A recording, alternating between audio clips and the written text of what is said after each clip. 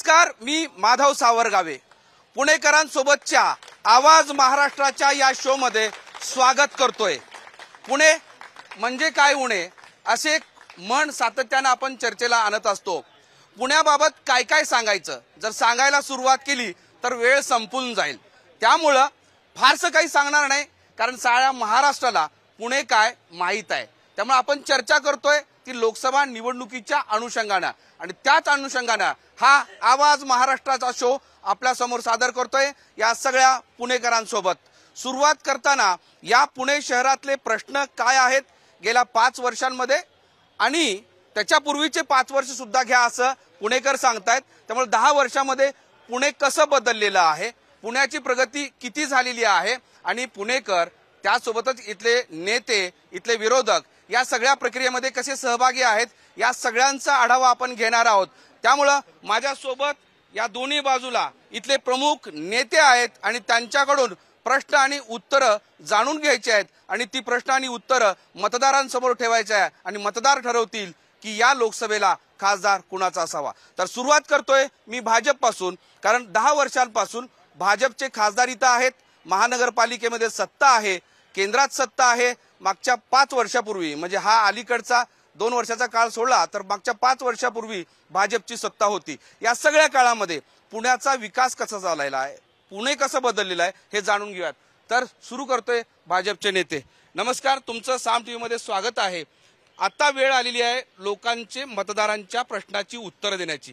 10 वर्षात आपण काय काय केलं, की तुम्ही पुण्याचा जर विषय म्हणाल तर पुण्याचा उर्वरित विमानतळाचा जो प्रश्न होता तो बापट साहेबांनी मार्गी लावला, आणि मोदी साहेबांनी त्याचं उद्घाटन सुद्धा केलेलं आहे. राहिला आणखी काय महत्वाचे तुम्हाला मुद्दे सांगतो.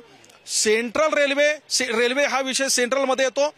पुणे ते लोणावळा हे लोकलचा एक विषय होता. पुण्यातनं अनेक कामगार लोणावळ्यापर्यंत, म्हणजे तळेगाव असेल, पिंपरी चिंचवड जाणार होते, त्यांच्यासाठी दुपारच्या वेळेमध्ये एक लोकल चालू केली. रावसाहेब दानवेंनी त्याच्या संदर्भातला निर्णय घेतला.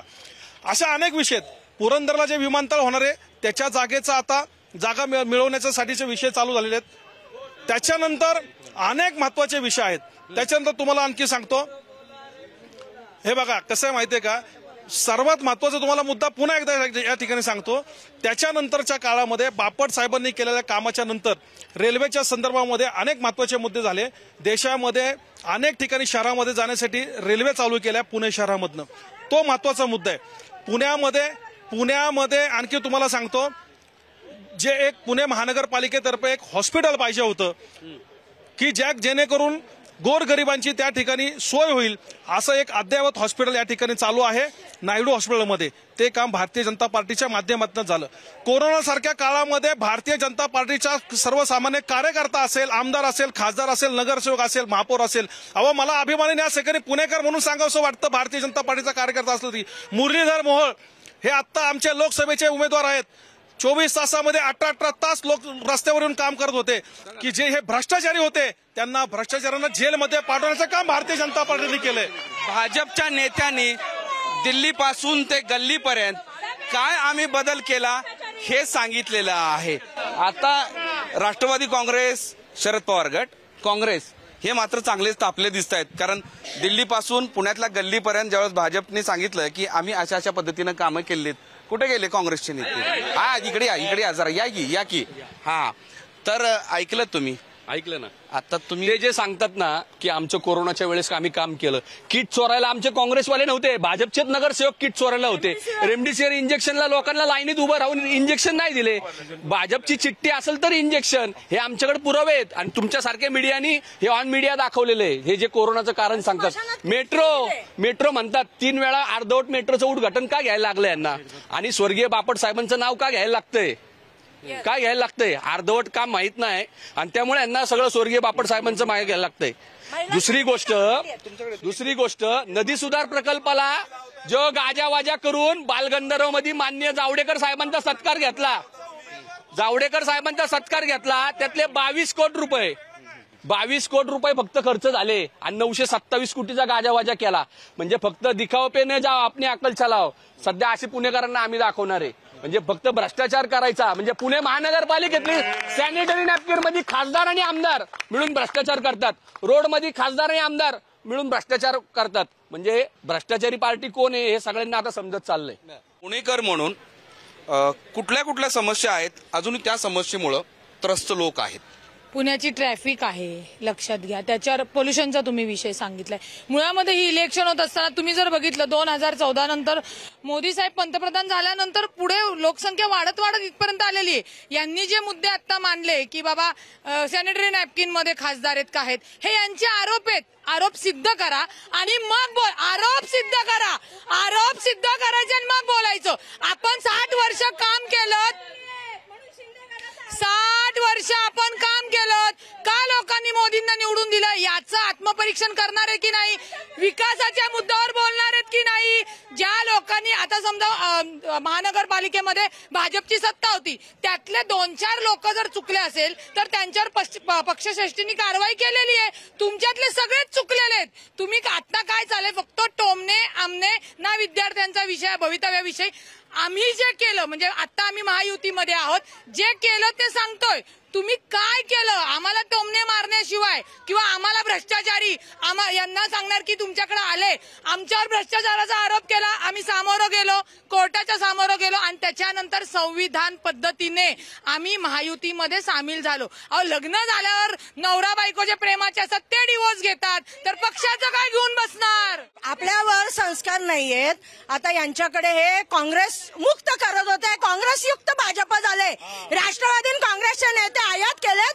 दुसरी गोष्ट, महिला सुरक्षा नाहीये. महिला शौचालय घशात घातलीत. जो स्मार्ट सिटी बनवणार होते ते भकास सिटी बनवली. स्मार्ट सिटीचा पैसा कुणाच्या खिशात गेला? कुणाच्या खिशात गेला स्मार्ट सिटीचा पैसा? अहो, कलमाडी साहेबांनी विकास केला म्हणून आज हिंजेवाडी बघायला मिळते, नाही तर मुरली मोहोळ कुठे दिसले असते? जो एरिया हिंजेवाडीचा कलमाडींनी सुशोभित केला, आज कोणी आले फॉरेनर्स आले तरी तारीफ करतात की काय रोड आहे. यांनी तर खड्डे युक्त रोड केलेत. 10 वर्ष कौरव बसले होते महानगरपालिकेमध्ये, 100 कौरव, काही काम नाही, महिला सुरक्षा नाही. जे आपल्या पुणे हे ऐका जे आपल्या पुणे विद्याचं माहेरघर होतं ते आज झालंय गुन्हेगारांचं माहेरघर. सगळ्या गुंड भाईलोक यांच्याकडं, सगळ्या गुंड भाई. जी कामं करायची आहे, जो निधी आणायचा आहे तो सातत्याने आणून महाआघाडीचं प्रतिनिधित्व हे माननीय अजितदादांनी केलंय. ज्यांना हे तोंड वर करून बोलतात ना, तिथे येऊन दादा दादा हे पाहिजे, दादा दादा ते पाहिजे, हे करताना लाज नाही वाटली? आज आम्ही त्यांच्यावर टीका करत नाही. आज आम्ही महायुतीमध्ये आलेलो आहोत. अजितदादांनी महायुतीत जाऊन तेवढा निधी अर्थ खातं त्यांच्याकडे दिल्यानंतर आणलेला आहे. निधी हा नागरिकांच्या टॅक्स मध्ये जातो. दादाचा, अण्णाचा, एकनाथाचा नसतो. निधी हा आमच्या जनतेचा, निधी आमच्या जनतेचा, नाही कुणाच्या बापाचा. या शहराला आजही ब्रिटिशांच्या काळापासून जे एअरफोर्सचं एअरपोर्ट आहे, जे नंतरच एकूण एका सिव्हिल एअरपोर्टमध्ये परावर्तित झालेलं आहे, त्याच्यावर डिपेंड राहावं लागतं. या शहरासाठी, या जिल्ह्यासाठी आजही इंटरनॅशनल एअरपोर्ट झालं नाही, ही वस्तुस्थिती आहे. मधला भाजपचा जो काही 2017 ते 22चा काळ होता, या काळामध्ये भाजपनी काय करून दाखवलं, तर या भाजपनी या शहरावर 16,500 कोटीचं कर्ज करून ठेवलं. जे नदी सुधार असेल, एसटीपी प्लांट असेल, 24/7 पाणीची जी योजना असेल, याच देवेंद्र फडणवीसांनी या शहरामध्ये 2017ला पुणेकरांना शब्द दिला होता की तुम्ही माझ्याकडे सत्ता द्या, मी तुम्हाला 24 तास पाणी देईल. आजची परिस्थिती अशी आहे की पेठांमध्ये सुद्धा कधीतरी 1.5-2 तास पाणी येतं आणि आउटर सुद्धा तीच परिस्थिती आहे. मग ज्या शहरांनी यांना 14ला 8 आमदार, 19ला 6 आमदार दिले, 14ला आणि 19ला 2दा खासदार दिले, या शहरामध्ये तब्बल 100 नगरसेवकांची ताकद दिली, त्या भाजपने पुण्यासाठी काय केलं? तर होय, भाजपने या शहराला 16,500 कोटीचं कर्ज दिलं, जे कर्ज फेडायला किमान पुढची 10 वर्ष लागणार आहेत. उद्या कुणी जरी नगरसेवक झाला आणि महापौर झाला तरी या शहरामध्ये तो नवीन विकास कामं करू शकणार नाही, ही वस्तुस्थिती आहे.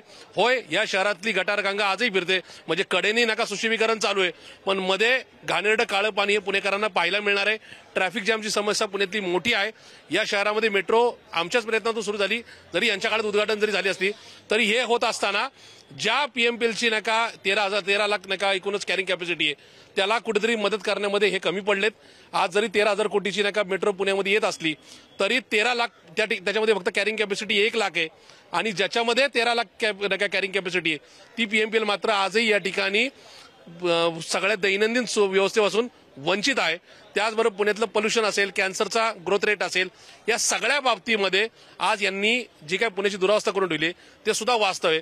पुण्यातलं कुठलंही महानगरपालिकेचं हॉस्पिटल पहा, आज जरी स्वर्गीय अटल बिहारी वाजपेयी नावाच्या हॉस्पिटलचा गवगवा केला जात असला तरी ते हॉस्पिटल उभारणीमध्ये झालेला भ्रष्टाचार, तिथल्या डीननी केलेल्या भरतीमधला घोटाळा, ह्या सगळ्या गोष्टी उजेडात आलेल्या आहेत. या महानगरपालिकेने काय दिलं असेल तो होय भाजपच्या राज्यातल्या या शहरातल्या आमदारांना एक नका भ्रष्टाचाराचं कुरण दिलं. महानगरपालिकेतला आजचा सफाई कर्मचारी, रखवालदार हा सगळा भाजपच्या नका आमदारांच्या एजन्सीकडून घेतला जातो. होय भाजपच्या नका नगरसेवकांना 250, 450 कोटीचे या ठिकाणी ट्रॅफिक सिग्नल मेंटेन करायचे नका ठेके दिलेले आहेत. होय भाजपच्या नगरसेवकांना 3,500 कोटीचे या ठिकाणी व्हेकल डेपो चालवायला दिलेले आहेत. आत्ताचा हा सगळा गोंधळ पाहिला, या गोंधळातून एकच लक्षात आलं की नाही गोंधळच आहे हा. एक काय माहिती का, आत्ता विषय लोकसभेच्या निवडणुकांचा आहे, तर आत्ता आपण सद्य परिस्थितीवर चर्चा करणं गरजेचं असताना हे पास्टमध्ये का जात आहेत? मी म्हणतो फ्युचर बद्दल बोला ना. आता पास्टचा विषय काढला तर हे सगळी जबाबदारी पंडित नेहरूंवर टाकतात. देश 2014ला स्वातंत्र्य झाला, हे असल्या चर्चांमध्ये काही दम नाहीये. आज पुणे शहर खूप वाईट परिस्थितीतून जातोय. या स्मार्ट सिटीच्या नावाखाली पुणे शहराच्या लोकांच्या डोळ्यात या प्रशासनाने धुळफेक केलेली आहे. असणारे मोठे रस्ते यांनी बारीक केलेले आहेत, फुटपाथ मोठे केलेले आहेत. वायफाय लावणं म्हणजे काय स्मार्ट सिटी असतं का? आज पुणे शहरातल्या लोकांच्या पाण्याचा प्रश्न खूप गंभीर आहे. प्रभात रोड सारख्या ठिकाणी लोक कोट्यावधी रुपयाचे फ्लॅट घेतात, पण तिथं प्यायला पाणी नाहीये. आता ते जगतापांनी एक विषय काढला रहदारीचा. पुणे शहरात ट्रॅफिक जाम का होतं त्याचं एकमेव कारण म्हणजे या मागच्या महानगरपालिका अस्तित्वात असताना या बऱ्याच पुणेकरांना हे माहिती नाही ट्रॅफिक सिग्नल हा कोणाच्या अख्यात्यारीतला विषय आहे. ट्रॅफिक सिग्नल हा विषय पुणे पोलिसांच्या अखत्यारीतला नाही, तो विषय पुणे महानगरपालिकेच्या विद्युत विभागाचा आहे. तर पुणे महानगरपालिकेच्या विद्युत विभागाने जे सिंक्रोनायझिंगसाठी जे काय पैसे खर्च केलेले आहेत, कितीतरी कोट्यावधी रुपये, पण आजपर्यंत पुणे शहरातल्या सिग्नलचं सिंक्रोनायझेशन व्यवस्थित झालेलं नाही. त्याच्यामुळे आज पुणेकरांना या रहदारीच्या समस्यांना सामोरं जावं लागतंय आणि या सगळ्या गोष्टींना जबाबदार हे पुणे महानगरपालिकेचं प्रशासन आहे. 2008 साली पुण्याची मेट्रो वरनं जाणार खालनं जाणार, वरनं जाणार खालनं जाणार, 10 वर्ष याच्यातच घालवली. पंतप्रधान नरेंद्रभाई मोदीजी, एक मिनिट, पंतप्रधान नरेंद्रभाई मोदीजींचा रेकॉर्ड आहे, जिथं भूमिपूजन करतात त्याचं उद्घाटन पण तेच करतात. हे भारतीय जनता पार्टी आणि मोदीजींचं सरकार आहे. आम्ही असं नाही करत, वरनं जाऊ दे खालनं जाऊ दे, वरनं जाऊ दे खालनं. पुण्याचं जे आता 24/7 ची योजना लागली, 112 टाक्यांपैकी 82 टाक्या ह्या पुण्यात बांधल्या गेल्या. पुण्यातला जो बाणेर बालेवाडी सारखा परिसर आहे तिथं 100% 24/7चा प्रकल्प चालू झाला. दुसरा विषय सगळ्यात महत्वाचा, नदी सुधारचा जो विषय आहे, 900 कोटी रुपये जायकांनी मंजूर केले आणि त्याच्यावर काम चालू झालं. अमृत सरोवर सारखी योजना आहे, ज्या अमृत सरोवर सारख्या योजनेअंतर्गत पुण्यातले जे तलाव आहे त्या तलावाचं सुशोभीकरण यावर्षी चालू झालं. सगळ्यात महत्वाचं, हा देश, ही निवडणूक ही देशाची निवडणूक आहे, पंतप्रधान ठरवण्याची निवडणूक आहे. माझ्या पुण्यातला, माझ्या देशातला जो युवक आहे तो 100% मोदीजींच्या पाठीशी आहे. काँग्रेस गेली की भाजपा आणि भाजपा गेली की काँग्रेस, आणि हे असताना पुण्याचे प्रश्न मात्र जैसे ते आहेत. पुण्यातील वाहतूक कोंडीचा प्रश्न दिवसेंदिवस वाढत चाललेला आहे. पुण्याचा जो प्रदूषणाचा प्रश्न आहे, तो हवेची गुणवत्ता असेल, या ठिकाणी चाललेली बांधकामं असतील, श्वसनाचे आजार, डोळ्यांचे विकार त्यामुळे पुणेकरांचे वाढत आहेत. विद्येचं माहेरघर हे पुण्याला मानलं जातं, परंतु विद्यार्थ्यांवरती दिवसा ढवळ्या कोयत्याने वार केले जात आहेत. याच्यामध्ये गुन्हेगारी पुणे शहरातील वाढत गेलेली आहे. नदीचा मुद्दा झाला, नदीकाठ नदीचा दुसरा, परंतु मैला पाणी शुद्धीकरण प्रकल्प जे 2 वर्षापूर्वी त्या ठिकाणी 13 प्रकल्प पूर्ण व्हायला पाहिजे होते, परंतु आज सुद्धा घाणेरडं पाणी, विदाऊट प्रक्रिया केलेलं पाणी त्या ठिकाणी नदीमध्ये जाते. त्याच्यामुळे विकासाच्या मुद्द्याला धरून वंचित बहुजन आघाडी या लोकसभेच्या निवडणुकीत आज शाळांचे प्रश्न इतके वाईट आहेत. पुण्यामधल्या सरकारी शाळांची परिस्थिती अशी, तिथं नेट नाही, तिथं स्वच्छतागृह नाही, तिथं खाली पटसंख्या 2 आणि 10ची पटसंख्या या शाळांमध्ये, सरकारी शाळांमध्ये. बट स्मार्ट सिटी तर गुंडाळली आहे. स्मार्ट सिटी अंदर शाळांमध्ये काय केलं तर 2-2 हवालदार एक्स्ट्रा दिले. अशी कामं या मुरलीधर मोहोळाने केली. पुणे शहरामध्ये बाहेरच्या विद्यार्थिनीचा मोठ्या संख्येने आलेले आहेत. हे जे प्रकार होतात हे विकृतीतनं होतात. जेव्हा हा प्रकार घडतो तातडीने त्यांना जेल बंद केलं जातं. सरकार सांगतं का मुलींवर जा आणि कोयता मार? काय बोलतात हे? यांना डोक्याचा भाग आहे का? क्राईम वाढल्यानंतर आत्ताचे जे सीपी आलेले आहेत त्यांनी A to Z गुन्हेगार लाईन लावली आणि त्यांना प्रतिबंधक कारवाई केली की हे गुन्हे जर कमी झाले नाहीत, तुमचे जे पंटर लोक आहेत एक टोळीतली लोक आहेत, यांनी रील करणं वगैरे बंद केलं नाही तर तुम्हाला तडीपार करण्यात येईल, मोका लावण्यात येईल. आता तुम्ही करताय, पण पुणे हे विद्येचं माहेरघर आहे. अहो इथं संस्कृती आहे. त्या विद्या शिकायला कोणी आणलं इथं हे सगळं? जे विद्यार्थी येतात ते अनेक भागातनं आलेले असतात आणि त्यांचे जे काही त्या मैत्रिणी बरोबर रिलेशन खराब झाल्यानंतर त्या वाईट वागणुकीतून हे प्रकार घडतात. हे निषेधी आहे. बरं, सध्याची परिस्थिती पाहता भीती वाटते का हे सगळं घटना घडतात? अर्थातच पुण्यातलं वातावरण आता आधी इतकं सेफ राहिलंय असं आम्हाला वाटत नाही. आम्ही शिक्षणासाठी बाहेरच्या शहरातून पुण्यात येतो. आमचे आईवडील आम्हाला विश्वासानं पाठवतात आणि आम्ही तितक्याच विश्वासानं राहतो. परंतु कायदा आणि सुव्यवस्थेचा प्रश्न पुण्यात निर्माण झालाय. हे राजकारणी आज या पक्षात जातात, उद्या त्या पक्षात जातात, पुन्हा त्यांचं मत बदलतं. पण आमची सुरक्षितता आम्हाला महत्वाची वाटते. आम्हाला आमची सुरक्षितता महत्वाची वाटते, जे की कायदा आणि सुव्यवस्थेचा प्रश्न पुण्यात आहेच.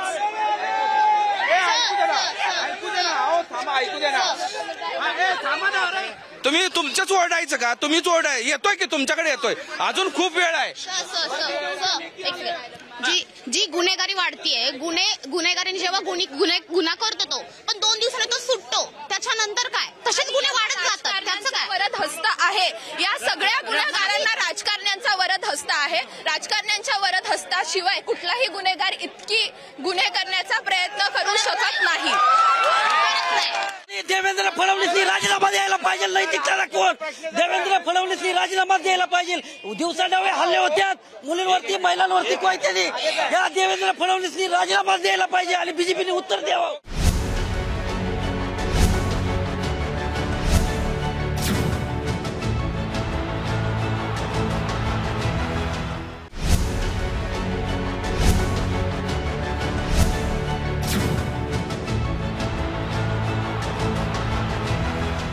पुणे शहरामध्ये पुणे शहर ड्रग्सची राजधानी झालेली आहे. ललित पाटील या ससून हॉस्पिटल मधून पळून गेले. पुणे शहरामध्ये हजारो किलोचे ड्रग्स सापडलेले आहेत. जे पुणे शहर सर्वसामान्यांसाठी सुरक्षित शहर मानलं जात होतं, त्या पुणे शहरामध्ये गुंडागर्दी वाढलेले, असुरक्षित शहर झाले, ड्रग्सची राजधानी झाले. आणि याच्यामध्ये स्पष्टपणे गृहमंत्री देवेंद्र फडणवीस यांचं अपयश आहे. कारण इथले सगळे जे गुंड आहेत, मग ते शरद मोहोळ असू दे, नाहीतर बाबरांसारखे गुंड असू देत, बोबड्यांसारखे गुंड, हे सगळे हे भारतीय जनता पक्षाच्या सोबत आहेत. गुन्हेगारांना आश्रय देणारी पार्टी म्हणजे भारतीय जनता पार्टी आहे. वेदांता बॉक्सॉन, बल ड्रग पार्क, एअरबस प्रकल्प, हे सगळे प्रकल्प गुजरातला घेऊन गेले महाराष्ट्रातले. महाराष्ट्रात तरुणांनी काय पकडे जाळायचे का? बघा, पुणेकर असं म्हणताना ऊर भरून यायचं, छाती वर यायची असं म्हणायचे, पण आता छाती नाही तर भीती समोर येते असं तरुणांचं म्हणणं आहे. हा, तुम्ही बोलणार होते जोरात. ललित पाटीलचा उद्या भाजपमध्ये प्रवेश होईल आणि सगळ्या युवकांना तो ड्रग्स देईल फ्री मध्ये. हे भाजपचं काम आहे. दुसरी गोष्ट मी सांगू इच्छिते, आज आमच्या आया बहिणी, आमच्या मुली रस्त्यावर जातात, कोयता गँग हे म्हणतात, कारवाई होते. ज्या दिवशी सीपी ऑफिसला गुंड होते त्याच्या दुसऱ्या दिवशी मुख्यमंत्र्यांच्या बंगल्याच्या बाहेर रील झाली आहे. अॅनिमल गाण्यावर काय सुरक्षा आहे? अजिबात महिला सुरक्षा नाहीये. आणि याच रुपालीताई आणि मी सीपींकडे गेलो होतो, यांना घेऊन मी आणि आणि आज काही नाही, झिरो. सीपींकडे आम्ही दोघी गेलेलो. खोटं बोलायचं नाही. खोटं बोलायचं नाही. खोटं बोलायचं रुपालीताई, खोटं बोलायचं नाही. ती जुनी रील होती आणि मुळामध्ये ताई तू विचारलेल्या प्रश्नाचा जेव्हा गुन्हा दाखल होतो तो कोर्टासमोर जातो. जामीन कोर्ट देतं, भाजप सरकार देत नाही. आपण महिलांनी आपली सुरक्षितताने, आता जर एखाद्या मुलीवर गुन्हा झाला आम्ही त्याला खून तर करू शकत नाही ना. जे आहे ते संविधानाने चालतं. मुली सुरक्षित राहायला पाहिजे, माता भगिनी सुरक्षित राहायला पाहिजे. विरोधकांचं पण कर्तव्य आहे, आपलं पुणे शहर जपलं पाहिजे, चुकीच्या गोष्टी झाल्या नाही पाहिजे. रुपाली चाकणकर अहवाल देणार आहेत. रुपाली चाकणकर ते आरोपीला मारू शकत नाही. कायदा नाहीये का? संविधान नाहीये का? या 10 वर्षात एक मिनिट, या 10 वर्षात या देशात बॉम्बस्फोट घडले का हो? या 10 वर्षात जातीय दंगली घडल्या का? का नाही घडल्या? या पुणे शहरात जर्मन बेकरीवर झालेला बॉम्बस्फोट या 10 वर्षात घडला का? सुरक्षेचा विचार हा काय राष्ट्रीय विचार नाहीये. आज हे विद्यार्थी, माझ्या विद्यार्थी भगिनी या ठिकाणी आहेत. आज प्रत्येक विद्यार्थिनीला महाराष्ट्र सरकारने डिक्लेअर केलंय की मेडिकल, इंजिनिअरिंग याच्या फीज 8 लाखापेक्षा कमी उत्पन्न असणाऱ्या मुलींसाठी मोफत आहे. ही मोठी गोष्ट नाहीये. हे बघा, आपण आमच्या आता पुणेजीने सांगितलं ते मुद्दे एकदम बरोबर. आपण लोकसभा आणि राष्ट्रीय विचारांवर या ठिकाणी प्रश्नावर चर्चा करायला आलो. पुणे शहरामधले जे महत्वाचे मुद्दे आहेत, काँग्रेसने मेट्रो सुरुवात केली परंतु आणली मोदीजींनी. आज पुण्यातल्या सार्वजनिक वाहतूक व्यवस्थेचे 13 झाले होते, परंतु जेव्हा भारतीय जनता पार्टीचं सरकार या पुणे महानगरपालिकेमध्ये 2017 साली बसलं तेव्हापासून सार्वजनिक वाहतूक व्यवस्था सुधारण्यासाठी पुणे शहरामध्ये इलेक्ट्रॉनिकच्या बसेस आणल्या गेल्या, एलपीजीवर चालणाऱ्या बसेस आणल्या गेल्या. प्रदूषणाचा महत्त्वाचा मुद्दाचा होता. प्रदूषण कमी करण्यासाठी नदी सुधार प्रकल्प आणण्यात आला. खूप मोठ्या प्रमाणामध्ये पुणे शहरामध्ये वनीकरण करण्यात आलं. आणि सर्वात महत्वाचा मुद्दा सांगतो, मेट्रोचा हा मुद्दा आज 5वी फेज पुण्यामध्ये होत आहे. सार्वजनिक मुद्दा इतका भयानक आहे वाहतुकीचा, तो सुधारण्याचं काम आज मोदी साहेबांनी केलेलं आहे. पुण्यामध्ये आज वनाज ते रामवाडी, निगडी ते पुणे स्टेशन ह्या मेट्रो चालू झालेल्या आहेत. आणि जी वाहतूक व्यवस्था सक्षम व्हायला पाहिजे त्यासाठी भारतीय जनता पार्टीने पाऊल टाकलेले. पुण्यातले रस्ते बारीक केले. रस्ते बारीक झाले याचं कारण तुम्हाला सांगतो, हे काँग्रेसचं पाप आहे.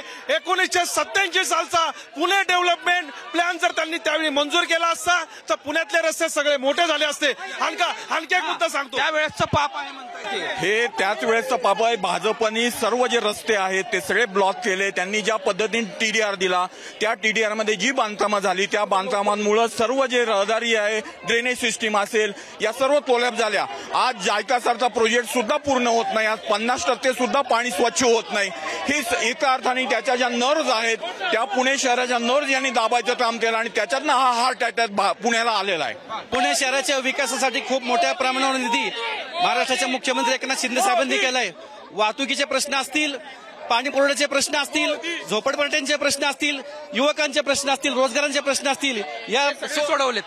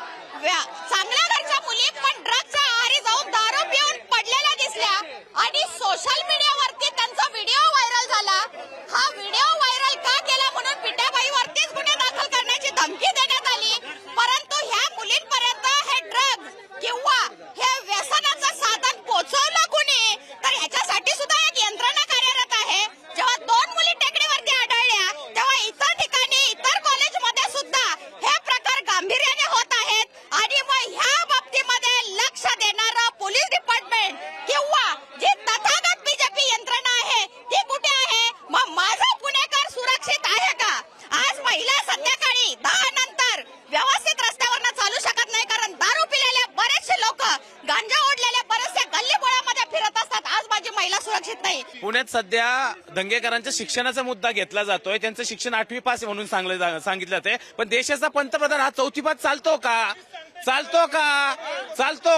पुण्यात पैलवानांना साथ घातली जाते की आम्हाला सपोर्ट घ्या. ज्या पार्टीने महाराष्ट्र कुस्ती क्षेत्राचे 2 भाग केले अशा भारतीय जनता पार्टीला पैलवान लोक मतदान करणार का? माझे 2च मुद्दे असतील. माझा एक प्रश्न रुपालीताई चाकणकर, महिला आयोग अध्यक्ष.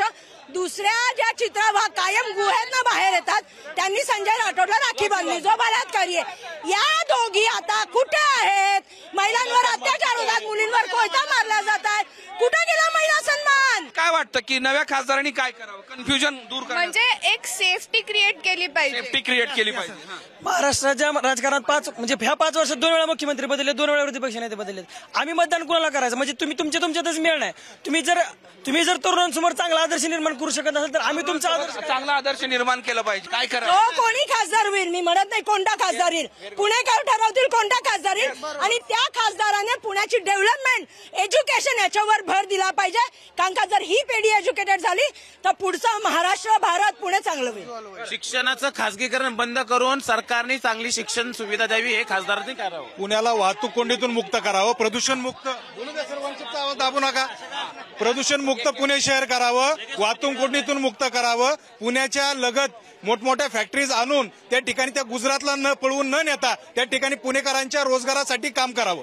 खासदार हा देशाचं आर्थिक धोरण असेल, देशाचे सर्व संरक्षण धोरण असेल, देशामध्ये काय केलं गेलं पाहिजे हे ठरवण्यासाठी लोकसभेचा खासदार निवडून जातो. आणि पुण्यातलं खासदार पुण्याच्या विकासाबरोबर देशाच्या विकासासाठी निवडून जाणार. सर्व पुणेकरांचे मी या शो मध्ये आल्याबद्दल आभार मानतो.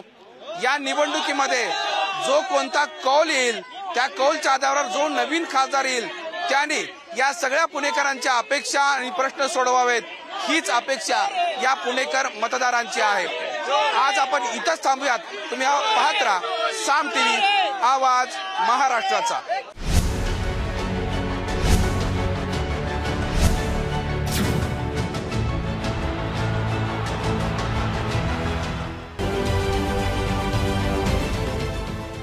देश विदेशातील प्रत्येक घडामोडींचे लाईव्ह अपडेट मिळवण्यासाठी आता साम टीव्हीच्या सर्व सोशल मीडिया प्लॅटफॉर्मला लाईक, फॉलो आणि सबस्क्राईब करा.